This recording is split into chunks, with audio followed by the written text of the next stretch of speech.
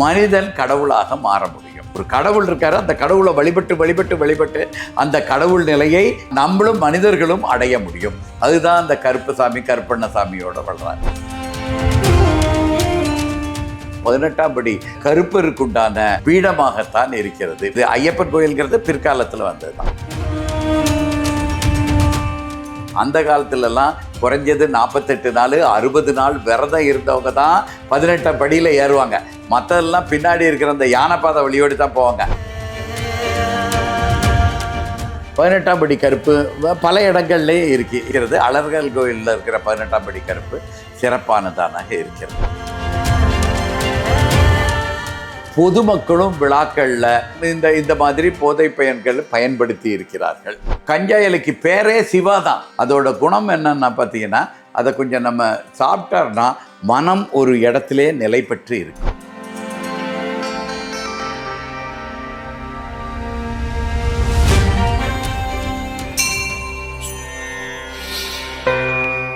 பிரவோக் பக்தி நேயர்களுக்கு வணக்கம். இந்து வேத மறுமலர்ச்சி இயக்கத்திலிருந்து சித்தர் மூங்கிலடியார் அவர்கள் நம்மோடு இணைந்துள்ளார். வணக்கம். வணக்கங்க. எல்லா இடத்துலையுமே பரபரப்பாக பேசப்படக்கூடியது கருப்பு அப்படிங்கிற கருப்பசாமியை வைத்து எடுத்த ஒரு திரைப்படம். அது 18ஆம் படி கருப்பு நம்ம பார்த்துருக்கோம். மதுரையில் ஒரு தெற்க துடியான தெய்வங்களில் குலதெய்வங்களில் கருப்பசாமி ஒன்று. இப்போ இந்த கருப்பசாமி யார்? இப்போ நம்ம உலகத்தில் கருப்பசாமி, கருப்பண்ணசாமி, 18ஆம் படி கருப்பு, இது எல்லாத்தையும் ஒன்றாவே வச்சு கருப்பர்னு வச்சுருக்கிறோம். உண்மையிலேயே ஆதிசிவனார் அண்ட பேரண்டங்கள்லேருந்து வரும்போது அந்த ஆதிசிவனாருக்கு ஒரு நேர்முக உதவியாளர் மாதிரி, பர்சனல் செக்ரட்டரின்னு சொல்லுவாங்க இல்லையா, அந்த மாதிரி சிவபெருமான் கூட வந்தவர்கள் தான் இந்த 18ஆம் படி கருப்பு. அவங்க தான் 18ஆம் படி கருப்பு. அவங்க இந்த உலகத்தை சேர்ந்தவர்கள் அல்ல, அண்ட பேரண்டங்களை சேர்ந்தவர்கள். சிவபெருமானுக்கு உதவியாளராக அந்த சிவபெருமான் எப்போ அந்த ஆதிசிவனார் இங்கே வந்து இந்து வேதம் இந்து மதத்தெல்லாம் கொடுக்குறாரோ அப்போவே கூட வந்தவங்க தான் இந்த 18ஆம் படி கருப்பு. அப்புறம் அந்த 18ஆம் படி கருப்பு என்ன செய்கிறாங்கன்னா, 18ஆம் படி கருப்பு இந்து வேதம் இந்து மதம் 15 மடம் பீடம் தமிழ் சங்கம் இதிலெல்லாம் இருந்து மக்களுக்கு தயாரிக்கிறார்கள், மக்களுக்கு அருளுரை வழங்குகிறார்கள், ஞானத்தை வழங்குகிறார்கள், சிவபெருமானுக்கு துணையாருது. அப்படி அவரை வணங்கி வணங்கி வணங்கி வணங்கியே கருப்பு நிலையை அடைந்தவர்கள் இருக்கிறார்கள். கொஞ்சம் பேர் திருமணத்தோட இந்த மக்கள் சிவபெருமான் எப்படி பார்வதி மண்ணுலக மங்கையான பார்வதியை திருமணம் செய்து கொண்டு முருகன்கிற குழந்தையை பெற்றாரோ அதே மாதிரி இந்த 18ஆம் படி கருப்புகளும் இந்த மண்ணுலகத்தில் இருக்கிற மங்கைகளை மணந்து அவங்களோட வாரிசுகளும் வருகிறார்கள்.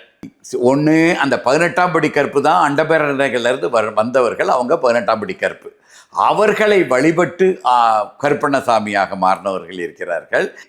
அவர்கள் மூலம் திருமண தொடர்பு மூலமாக அவர் மக்கள்கிட்ட திருமணம் தொடர்பு மூலமாக பிறந்த குழந்தைகள் வாரிசுகள் அவருடைய நிலையே பெற்று கருப்பசாமியாக மாறினவர்களும் இருக்கிறார்கள். அப்போ 18ஆம் படி கருப்புங்கிறவங்க அண்டபேரண்டைகள்லேருந்து வந்தவங்க, அவங்கள வணங்கினவங்களும் அவர் வழியில் வம்சத்தில் பிறந்தவர்களும் கருப்பண்ணசாமியும்னு வச்சுக்கலாம். இப்போ ஐயப்பன் கோயிலுக்கு போகும்போதே பார்க்கலாம், 18ஆம் படி ஐயப்பன்னாலே 18ஆம் படி தான் நமக்கு முதன்மையாக இருக்கிறது. அங்கே பார்த்திங்கன்னா பக்கத்தில் அந்த 18 படி ஏறுற இடம் இருக்கு இல்லையா, அந்த காலத்துலலாம் குறைஞ்சது 48 நாள் 60 நாள் விரதம் இருந்தவங்க தான் 18ஆம் படியில் ஏறுவாங்க. மற்றதெல்லாம் பின்னாடி இருக்கிற அந்த யானைப்பாதை வழியோடு தான் போவாங்க. இப்போ அப்படியெல்லாம் கிடையாது. கீழே பம்பையில் போய் மாலை போட்டுக்கிட்டவங்க கூட 18 படியிலே ஏறி போயிடுறாங்க. அந்த 18 படி ஏறுற இடத்துல வலதுகை பக்கத்தில் பார்த்தீங்கன்னா வலைத்தளங்களில் கூட நீங்கள் பார்க்கலாம், கருப்பன் கருப்பி மலையாளத்துலையும் எழுதி வச்சுருப்பாங்க, தமிழ்லையும் எழுதி வச்சுருப்பாங்க. அப்போ அந்த சபரிமலைங்கிறது இப்போ ஐயப்பன் பந்தவள மகாராஜாவோட பையன் ஐயப்பனாக இங்கே சமாதி நிலையை பெற்றது இப்போ தான் காலத்தில் ஒரு 300-400 வருடங்களுக்கு முன்னாடி. ஆனால் தொன்று தொட்டு ராமாயண காலத்து சபரி காலத்திலிருந்தே அதற்கு முன்னாலே அது 18ஆம் படி கருப்பருக்குண்டான பீடமாகத்தான் இருக்கிறது. கருப்பர் வழிபட்ட இடம் 14 சித்தர்களோட பீடமாகத்தான் அந்த சபரிமலையே இருந்திருக்கு. இது ஐயப்பன் கோயில்ங்கிறது பிற்காலத்தில் வந்தது தான். பந்தள மகாராஜாவோட வாரிசுகள் கூட இப்போ கூட இருக்கிறாங்க. அப்போ அதுக்கு முன்னாடியே நமக்கு 18ஆம் படி இருக்குது. 18ஆம் படி கருப்பு வழிபாடும் இருக்கிறது. கருப்பு சிலை இன்றைக்கு கூட இருக்கிறது. 18ஆம் படி கருப்பு பல இடங்கள்லேயே இருக்கிறது. அலர்கள் கோயிலில் இருக்கிற 18ஆம் படி கருப்பு சிறப்பானதானாக இருக்கிறது.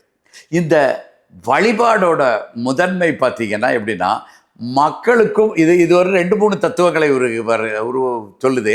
ஒன்று வந்து மனிதன் கடவுளாக மாற முடியும். ஒரு கடவுள் இருக்காரு, அந்த கடவுளை வழிபட்டு வழிபட்டு வழிபட்டு அந்த கடவுள் நிலையை நம்மளும் மனிதர்களும் அடைய முடியும். அதுதான் அந்த கருப்பசாமி கருப்பண்ணசாமியோட வளர்றார். அது மனிதர்கள் கடவுளாக ஆகிறதுனால அவங்களுக்கு மனிதர்களின் எண்ண ஓட்டங்களையும் தேவைகளையும் இவங்க ஏன் இப்படி இருக்கிறாங்கிறதையும் எளிதாக மக்களுக்கு என்ன தேவைங்கிறதையும் நம்ம புரிந்து கொள்ள முடியும் கருப்பசாமியார். பல கருப்பசாமி கோயிலில் நீங்கள் போய் பார்த்தீங்கன்னா அங்கே ஒரு மந்திரம் எதுவுமே இருக்காது. டேய் கருப்பா, கருப்பரை இவர் இருந்தார், பூசாரி தான் இருப்பார், இவர் சாமி ஆடத்தான் செய்வார், மனிதர் தான். அவர் என்ன, டேய் கருப்பா, அவன் பேரை வந்திருக்கிறான், பேத்தி வந்திருக்கான், அவருக்கு ஒரு விண்ணப்பம் இருக்குடா, ஒரு குறை இருக்குதா, அதை வந்து நீக்கி கொடுறா கருப்பா அப்படின்ட்டு கடவுளுக்கே உத்தரவு போடுற நிலையில நம்ம ஒரு பூசாரியை வச்சிருக்கிறாரு. அந்த கடவுள் வந்து அதை நிறைவேற்றியும் கொடுக்கிறார். அப்ப மக்களுடன் மக்களாக கலந்து மக்களுக்கு என்ன தேவைன்னு செய்யக்கூடியவர்கள் தான் இந்த கருப்பசாமியும் கருப்பண்ணசாமிகளும். அதே நேரத்தில் சில கருப்பண்ணசாமி கோயிலெல்லாம் பார்த்தீங்கன்னா இந்த மாதிரியெல்லாம் டேய் வாடா போடான்லாம் அந்த கருப்பசாமிகிட்ட பேச முடியாது. அது என்ன செய்யணும், அந்த படையல் வைக்கும்போது கூட துண்டை வச்சு மூக்கையும் வாயையும் மூடிட்டு கண்ணு மட்டும் லேசாக தெரியும்படியா அது அந்த பயபக்தியோடு கும்பிடக்கூடிய கருப்பசாமியும் இருக்கிறது. டேய் கருப்பா வான்னா வந்து அருள் புரியக்கூடிய கருப்பசாமியும் இருக்கிறது. இதற்கு காரணம் என்னன்னா, அண்டபேரண்டங்கள்லேருந்து வந்தவங்க இருக்கிறாங்க, அவரை வழிபட்டு கருப்பசாமி நிலையை அடைந்தவர்கள் இருக்கிறார்கள், திருமண தொடர்பு மூலமாக ஆனவர்கள் இருக்கிறார்கள். இப்படி பல்வேறு வகையில் மக்களுக்கு அருள் புரியக்கூடிய நிலையில் இருக்கிறது தான் இந்த கருப்பசாமி வழிபாடு. கருப்பர் அப்படின்னு சொன்னாலே கள்ளழகர் போயிடுறோம். நம்ம கள்ளழகருக்கு காவல் தெய்வமான கருப்பசாமி அப்படின்னு தான் நம்ம சொல்கிறோம். அதனுடைய தொடர்பு என்ன? 18ஆம் படி கருப்பு இந்த எங்கெங்கெல்லாம் 18ஆம் படி இருக்குதோ அது அந்த 11 சித்தர்களோட ஆதரவு பெற்று துணையாக இருந்து 11 சித்தர்களுக்கு தேவையானதெல்லாம் இந்த மண்ணுலகத்தில் செய்து கொடுத்து இந்த இடத்துல நிலைபேறு பெற்றவர்கள் தான் அந்த 18ஆம் படி கருப்புகள். அவங்க வந்து அண்டபேரண்டங்கள்ல வந்தவர்கள். அவர்களுக்கு தான் அந்த கொஞ்சம் டேய் அந்த மாதிரியெல்லாம் ஒரு நெருக்கமான உறவு, ஒரு அன்போடும் பற்றத்தோடும் பாசத்தோடும் இருக்கத்தான் செய்வாங்களே தவிர டேய் கருப்பாங்கிற அந்த வார்த்தை வராது. அவங்களுக்கு தான் படையல் வைக்கும்போதும் இது வைக்கும்போதும் அதில் துணியெல்லாம் வச்சுட்டு மூடிட்டு பயபக்தியாக வைக்கணும். பல இடங்களில் படையலை வச்சுட்டு அப்படியே கோயிலை மூடி வச்சுருவாங்க. இதெல்லாம் பல வரலாறுகள் இருக்கின்றன, பல அற்புதங்கள் இன்றைக்கும் நிகழ்த்தி கூடக்கூடிய ஒரு துடியான தெய்வம்ங்கிறது அந்த இதாக இருக்கும். நீங்கள் அதிலிருந்து இப்பவும் சாமி ஆடுறவங்கெல்லாம் பார்த்தீங்கன்னா பெண்கள் ஒரு நவநாகரிகமாக பட்டணத்துலேருந்து அன்றைக்கி தான் அந்த கோயிலுக்கு வந்திருப்பாங்க. சின்ன வயசுலேருந்து பல ஆண்டுகளாக அவங்க அந்த கோயிலுக்கே வரமாட்டாங்க. அவங்க அங்கே வந்து ஆடுறத பார்த்தீங்கன்னா அப்போ தான் நமக்கு தெரியும் அந்த பரம்பரையில் இருக்கிறவங்களுக்கு எவ்வளவு தூரம் அந்த கருப்பண்ணசாமி கொடுத்துருக்காரு. மனிதன் வடிவில் கடவுள் எப்படி இன்றைக்கும் செயல்பாட்டில் இருக்கிறாரு அப்படிங்கிறது நமக்கு தெளிவாக தெரியும். சாமி ஆட்டம் இது ரொம்ப காலமாகவே பேசு பொருளாக இருக்கக்கூடிய ஒரு விஷயம். நான் கூட கருப்பு படத்துக்கு போயிருக்கப்ப கடைசி கிளைமேக்ஸில் வந்து கருப்பசாமி வந்து அவருடைய அவதாரமாகவே உடம்பு முழுக்க கருமை நிறமாக ருத்ராட்சம் தரித்து அருவா ஏந்தி வர்றாரு. அப்படிங்கிறப்ப அதுக்கான இசையமைப்பு எல்லாம் பட்டம் பரிவட்டம் அப்படின்னு சொல்லிட்டு பயங்கரமாக ஒரு பாட்டெல்லாம் வச்சு அந்த நேர்த்தியாக அந்த திரைப்படத்தை எடுத்திருந்தாங்க. அதை பார்க்கும்போது திரையரங்கில் இருக்க எல்லாருக்கு மேலேயும் அருள் வருது. அப்படிங்கிறப்ப இந்த அருள் இறங்குதல் அப்படிங்கிறதுனால அந்த அடிப்படை என்ன சாமி? இந்த அருள் ஆடுதல் அப்படிங்கிறது இந்து மதத்தில் மட்டுமே இருக்கக்கூடிய ஒரு சிறப்பானது. இந்து மதத்தில் அருளாடும் கடவுள்களும் இருக்கிறாங்க, அருள் ஆடாத கடவுள்களும் இருக்காங்க. இப்போ அருளாடாமல் வெளியே புறத்தே அருளாடாமல் அகத்தே நடனமாடும் பிள்ளையார் யார் மாதிரியும் வந்து அருளாடல் பண்ணுவார். முருகன் அருளாடல் பண்ணுவார், ஆனால் பிள்ளையார் பண்ண மாட்டார். பிள்ளையார் அருளாடலும் இருக்கிறது, அருளாடாத கடவுளர்களும் இருக்கிறார்கள்.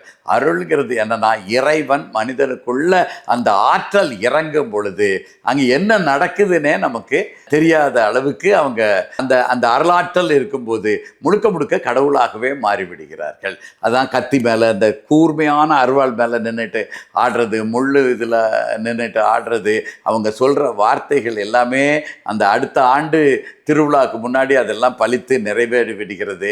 இதெல்லாம் கடவுள் மனிதனுக்கு வந்து மனிதனுக்கு துணை புரிவதற்கு இவ்வளவு வழிமுறைகளை செய்திருக்கிறார்கள். இப்போ எங்கெல்லாம் இந்த சாமி ஆடுறது முறையாக இருக்குன்னா எந்தெந்த கோயிலெல்லாம் பலி கொடுத்து பூஜை செய்கிறார்களோ அந்த காலத்திலிருந்து தொன்று தொட்டு எந்த முறையில் பூசை செய்தார்களோ, இரவுனா சாமக்கொடை அப்படின்னா இரவுல தான் பூசை பண்ணுவாங்க. 12 மணி 1 மணி, ஆண்கள் பெண்கள் குழந்தைகள் எல்லாருமே அந்த 12 மணி 1 மணின்னா அந்த இரவில் முழித்திருந்து, எவ்வளோ பெரிய காடாக இருந்தாலும் அங்கே இருந்து வழிபடும் முறை இன்றைக்கு இருக்குது. தொன்று தொட்டு அந்த பலி கொடுக்கும் வழக்கம் இருந்துச்சுன்னா அதை இன்றும் அதே மாதிரி பின்பற்றும் இடங்களில் எல்லாத்துலேயுமே அந்த சாமி வருவார், அருளாடுவார், அதை நிறைவேற்றி கொடுப்பார். நீங்கள் தமிழ்நாட்டில் எந்த கிராமத்துக்கு வேணாலும் போகலாங்க. தமிழ்நாட்டில் இல்லைங்க, இந்தியாவில் எந்த கிராமத்துக்கு வேணாலும் போகலாம். போய் நீங்கள் ஒரு 70 வயசு 80 வயசு தாத்தா பாட்டி இருந்துச்சுன்னா அவங்ககிட்ட கேட்டிங்கன்னா, இந்த கோயிலில், இந்த கிராமத்து கோயிலில் சாமி ஆடி ஏதாவது அற்புதங்கள் நடந்துச்சுதுன்னா 2-3வது ஒவ்வொருத்தர் சொல்லலாம். நான் சின்ன பிள்ளையாக இருக்கும்போது இப்படி இருந்துச்சுதுங்க, இந்த மாதிரி வந்துச்சுது, ஒருத்தர் நடக்க முடியாமல் இருந்துச்சுது, போலியோ வந்துருச்சுது, எந்திரிச்சு வாடா தம்பி அப்படின்னாரு. அவன் எந்திரிச்சான். அடுத்த நாள்லேருந்து லேசாக ஒரு மாதிரி நடப்பாரை தவிர மற்றபடி நடக்க ஆரம்பிச்சிட்டாரு. இதை மாதிரியெல்லாம் பல காய்ச்சல் இருந்துச்சுது, மருத்துவர்கள் கைவிட்டுட்டாங்க. இருந்தாலும் இவர் சொன்னார், விபூதி போட்டாங்க, அவர் சொன்னார் எந்திரிச்சு வாடான்னா அன்னையிலேருந்து அந்த காய்ச்சல் தெரியும். இப்படி ஏராளமான அற்புதங்களை செய்து காட்டியவர்கள் தான் நம்ம இந்த அருளாடுபவர்கள், மருளாடுபவர்கள். ஆனால் காலப்போக்கில் நமக்கு தான் என்ன கருணை இருக்கிற மாதிரியும் கடவுளுக்கு கருணை இல்லாத மாதிரியும் நம்ம நினச்சிட்டு உயிர் பலி கொடுக்கக்கூடாது, ஒரு உயிரை உயிரை கொல்ற அளவுக்கு நீ பெரிய மனிதன் கிடையாது, உயிரை உன்னால் கொல்ல முடியாதுங்கிற அடிப்படை தத்துவம் கூட, விஞ்ஞான தத்துவம் கூட இவங்களுக்கு தெரியலை. கடவுள்கிட்ட தானே நம்ம ஒப்படைக்கிறோம். இப்போ பயிரினங்களுக்கும் உயிர் இருக்குதுன்னு சொல்லியாச்சுது. பால் இருக்குது, அது மாடு வந்து நமக்காக நீ எடுத்து போய் சாமிக்கு அபிஷேகம் பண்ணு, பால் பாயாசம் வையின்னு மாடு நமக்கு கொடுக்கல. அது கண்ணுக்குட்டிக்கு கொடுக்க வேண்டிய பாலை திருடி எடுத்து நம்ம மக்களுக்கு இதில் படையலுக்கு பயன்படுத்துகிறோம், முழுக்காட்டுக்கு பயன்படுத்துகிறோம். இதெல்லாம் கடவுள் ஏற்றுக்கொள்வார்னு நினைக்கிறோம். ஆனால் அந்த நெல்லுக்கு உயிர் இருக்கிறது, அது முளைச்சா முளைக்குது. உயிரில் வலி இருக்கிறது, தாவரங்களுக்கும் வலி இருக்கிறது. அதை பிடுங்கும்போது அதுக்கு அவ்வளோ துன்பம் விளைவிக்கிறது, அது அவ்வளோ வலியில் கத்துது, துடிக்குது. இதெல்லாம் இன்றைக்கு விஞ்ஞானம் நிரூபித்த பிறகும் விலங்குகளுக்கும் தாவரங்களுக்கும் உணர்வுகள் கிடையாது, அந்த வலி கிடையாதுன்றலாம் பேசிக்கொண்டு அதை ஒரு ஜீவகாருண்யத்தோடு எடுத்துகிட்டு போய் வழிகளை மாற்றினவர் கோயிலில் பெரும்பாலும் இந்த கடவுள் சாமி ஆடுறது, அருளாடுறதெல்லாம் நின்றே போய்விட்டது. இதுக்கு மேலேயாவது மக்கள் புரிந்து கொள்ள வேண்டும். அதற்கு இந்த திரைப்படம் ஒரு விழிப்புணர்வு கொடுத்துச்சுதுன்னா மிக நல்லபடியாக சிறப்பாக இருக்கும். உயிர்ப்பலி அப்படிங்கிறது வந்து ஒரு தொண்டு தொட்டு நமக்கு இருக்குது. தினைமாவில் வரையாடை அறுத்து நம்ம வந்து பூஜை, முருகனுக்கு திருமுருகாற்றுப்படை சொல்லுது. அப்போது இந்த உயிர்ப்பலிங்கிறது நம்மளால் புரிஞ்சிக்க முடியுது. ஆனாலும் இப்போ வந்து நம்ம மதுபானம் வந்து நிறைய வைக்கிறோம். இப்போ தெற்க பார்த்தீங்கன்னா சுடலமாட சுவாமி ஆகட்டும், கருப்பர் ஆகட்டும், இந்த மதுபானம் சுருட்டு வைக்கக்கூடியது எதுனால? அதாவது மதுபானம்ங்கிறது இன்றைக்கு இருக்கிற மதுபானத்து கூட அதை சேர்க்கக்கூடாது. அது எப்படி இருக்குன்னா, அந்த காலத்தில் சாராயம் 2 வகையில் இருந்துச்சுங்க. மரத்துலேருந்து, தென்னை மரத்துலேருந்து, ஈச்சை மரத்துலேருந்து, பனை மரத்துலேருந்து எடுத்து அதை ஃபெர்மெண்ட் பண்ணி அதிலிருந்து எடுக்கக்கூடியது ஒன்று. இன்னொன்று காய்ச்சி வடிகட்டுறது மூலமாக இருக்குது. இந்த காய்ச்சி வடிகட்டுறது தான் இந்த சாராயம் மாதிரி கொஞ்சம் அது வந்து ஸ்ட்ராங்காக இருக்கும். அது கொஞ்சத்துக்கு மேலே சாப்பிட முடியாது, தொண்டை இதாக இருக்கும். அது ரொம்ப அதிக அளவில் போதை தரும். இந்த 2 இதுவுமே அந்த காலத்தில் இருந்திருக்கிறது. நம்ம சங்ககால பாடல்களில் ஏராளமான பாடல்கள் இருக்கின்றன. புலவர்களும் சரி, அரசர்களும் சரி, அரச சபையில் இருந்த பொதுமக்களும் விழாக்களில் இந்த மாதிரி போதை பயன்கள் பயன்படுத்தி இருக்கிறார்கள். ஆனால் எந்த அளவுக்கு பயன்படுத்தியிருக்காங்க, எந்த நாட்களில் குறிப்பிட்ட அவங்க வந்து குடிகாரர்கள்ங்கிறது என்னென்னா, தினமும் அவனுக்கு குடிக்கலைன்னா கை ஆடையிடும். அப்படி கிடையாது. இந்த திருவிழாவில் குடிப்பார்கள் என்றால் அடுத்த திருவிழா வரைக்கும் அந்த நினைப்பே வராது. அப்போ அந்த இறைவனுக்கு படைத்து விட்டு நாம் குடிக்கிறோங்கிறது ஒன்று. ஒரு கேளிக்கைக்காக குடிக்கலை, அது நமது உடலையும் மனதையும் தெளிவாக்குவதற்காகவும் சில யோக நிலைகளை பெறுவதற்காகவும் அதை அருந்துகிறோம். ஏன்னா இவருக்கு போதை முக்கியம்னு நினச்சாச்சுன்னா திருவிழா முடிஞ்சு அடுத்த நாளும் அதே போதைக்கு போவோம். இங்கே அப்படி கிடையாது. சங்க பாடல்களே அப்படி கிடையாது. அன்னைக்கு திருவிழா இருந்துச்சுன்னா அடுத்த திருவிழா வர வரைக்கும் இவங்க தொடவே மாட்டாங்க. அப்போ இதையும் போதைப் பொருட்கள் கூட கணக்கு வைக்கக்கூடாது. இன்றைக்கு இருக்கிற ரசாயன பொருட்கள் மூலமாக உருவாக்கக்கூடிய இந்த மது கூடையும் இருக்கக்கூடாது. இயற்கையாக வச்சதை வைக்கும் பொழுது அந்த குறிப்பிட்ட காலத்தில் குறிப்பிட்ட நேரத்தில் படைக்கும் பொழுது அது மிக சிறப்பான ஒரு நிலையை தரும். இன்றைக்கு கூட இமயமலையில் இருக்கிறவங்க, கபாலிகர்கள், இவங்க எல்லாரும் பார்த்திங்கன்னா அந்த வட இந்தியாவில் அந்த கஞ்சா இலைங்கிறது இங்கே தமிழ்நாட்டில் அது அவ்வளோ ஏற்றுக்கொள்ளப்பட்டதாக இல்லை. கஞ்சா இலைக்கு பேரே சிவா தான். ஏன்னா அதோட குணம் என்னன்னா பார்த்தீங்கன்னா, அதை கொஞ்சம் நம்ம சாப்பிட்டோம்னா மனம் ஒரு இடத்துல நிலை பெற்று இருக்கும். அதுக்காக டெய்லி கஞ்சா சாப்பிட்டுட்டு ஏதோ ஒரு நினப்பில் இருக்கிறதையும் அதையே இணைத்தே பார்த்துடக்கூடாது. இது வேற கடவுளை அடைய வேண்டுவதற்கு ஒரு வழிமுறையாக குறிப்பிட்ட காலங்களில் குறிப்பிட்ட நேரத்தில், அதை தவிர மற்ற நேரத்தில் எவ்வளவுதான் இலை கொட்டி கிடந்தாலும் சரி, காட்டிலே இருந்தாலும் சரி, காட்டில் பக்கத்தில் தான் கஞ்சா செடி இருக்கும், அதை தொட்டு கூட பார்க்க மாட்டாங்க. இந்த மாதிரியான மனக்கட்டுப்பாட்டோட அந்த குறித்த நேரத்தில் இறைவனுக்கு வழிபட்டு, அமாவாசை அன்னைக்கு மட்டும் எடுக்கிறவங்க இருக்கிறாங்க, பௌர்ணமியில் மட்டும் எடுக்கிறவங்க இருக்காங்க, நெய்யை பூசி சிவலிங்கத்துக்கு மேலே வச்சு வழிபட்டு இருக்கிறவங்க இருக்கிறாங்க. இதெல்லாம் அடுத்த நாள் அவங்க தொடவே மாட்டாங்க. அதனால் இன்றைக்கு இருக்கிற போதை பழக்கத்தையும் அதையும் குழப்பிக்கொள்ளக்கூடாது. இது நமக்கு தொன்று தொட்டு வச்சு படைத்தல்ங்கிறது இந்த சமுதாயத்தில் குடிப்பதும் இந்த போதைப் பொருட்களை கடவுள் வழிபாட்டுடன் தொடர்புபட்டு குறித்த காலங்களில் மட்டும், குறித்த அளவில் மட்டும், இந்த வயதினர் மட்டும் சில இதெல்லாம் இருப்பாங்க, 60 வயசுக்கு மேலே தான் அதை கொடுக்கவே கூடும். 59 வயசு வரைக்கும் அதை பற்றி நினைக்கவே மாட்டார். இப்படியெல்லாம் முறைப்படுத்தப்பட்டது இந்த வழிபாட்டு முறைகளில் அது ஒரு அங்கமாக இருக்கிறது. இன்றைக்கு அதெல்லாம் கிடைக்காததுனால இருக்கிறத வச்சு நம்ம படைத்து கொண்டிருக்கிறோம். இதையும் அந்த போதையையும் ஒன்றா சேர்த்துக்கிட்டு கூடாது. அது எப்போ குடிக்கிறோம், எவ்வளவு அழகு இருக்குது, எதிலிருந்து எடுக்கிறாங்க, எப்படி தயாரிக்கிறார்கள், இதெல்லாத்தையும் பார்த்தோன்னா நமக்கு அதுக்கு உண்டான வேறுபாடு தெரியும். நிறைய விஷயங்கள் பகிர்ந்துக்கிட்டீங்க சாமி, ரொம்ப நன்றி. பிரபோபத்தி ஊடக நண்பர்களுக்கு இந்து வேத பர்வலேட்ச இயக்கத்தின் வணக்கங்கள், வாழ்த்துக்கள். ஓம் திருச்சிற்றம்பலம். ஓம்.